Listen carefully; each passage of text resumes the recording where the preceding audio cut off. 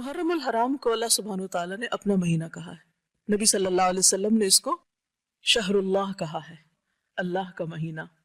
مہینوں کی کل تعداد تو 12 ہے، جیسا کہ قرآن مجید سے ہمیں پتہ چلتا ہے ان عدت الشہور عند اللہ 12 شہرا فی کتاب اللہ یوم خلق السماوات والارض منها 4 حرم ذلك الدین القیم فلا تظلموا فیہن انفسکم. مہینوں کی تعداد، مہینوں کی گنتی اللہ کے نزدیک جس دن سے اس نے آسمانوں اور زمین کو پیدا کیا ہے، اللہ کی کتاب میں 12 مہینے ہیں، اور ان میں سے 4 مہینوں کو اس نے حرمت والا بنایا، جن میں سے ایک رجب اور 3 مسلسل ذوالقعدہ، ذوالحجہ اور محرم. اور یہ 4 مہینے جنہیں حرمت والے قرار دیا، ان کے پیچھے بھی ایک خاص غرض ہے، اور ان میں سے خصوصی طور پر محرم کو محرم اور پھر ساتھ الحرام کہا گیا، یعنی بہت ہی حرمت والا. محرم کا لفظی معنی ہوتا ہے ممنوع، حرام کیا گیا، مقدس، عظمت والا، لائق احترام.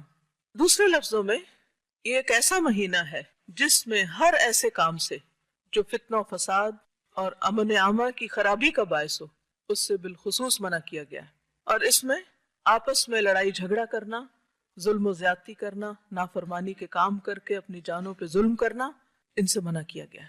ویسے تو انسان کو کبھی بھی اپنے آپ کو ہلاکت میں نہیں ڈالنا چاہیے، اپنے اوپر ظلم نہیں کرنا چاہیے، دوسرے انسانوں پر ظلم نہیں کرنا چاہیے، لیکن ان مہینوں میں خصوصی طور پر اس کی پریکٹس کروائی گئی، اس کی تربیت کی گئی. آپ دیکھیے کہ سال کا اختتام بھی کس پر ہوتا ہے؟ حرمت والے مہینے پر، اور آغاز بھی حرمت والے مہینے سے، یعنی سال کے دونوں کناروں پر حرمت والے مہینے ہیں.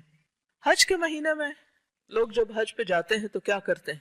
احرام پہنتے ہیں، اور حالت احرام میں کیا کچھ منع ہوتا ہے؟ الحج اشہر معلومات فمن فرض فیہن الحج فلا رفث ولا فسوق ولا جدال فی الحج.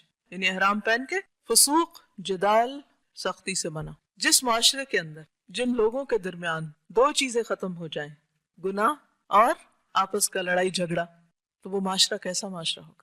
اگر کسی گھر کے اندر سے یہ 2 چیزیں نکل جائیں تو وہ گھر کیسا گھر بن جائے گا؟ امن والا.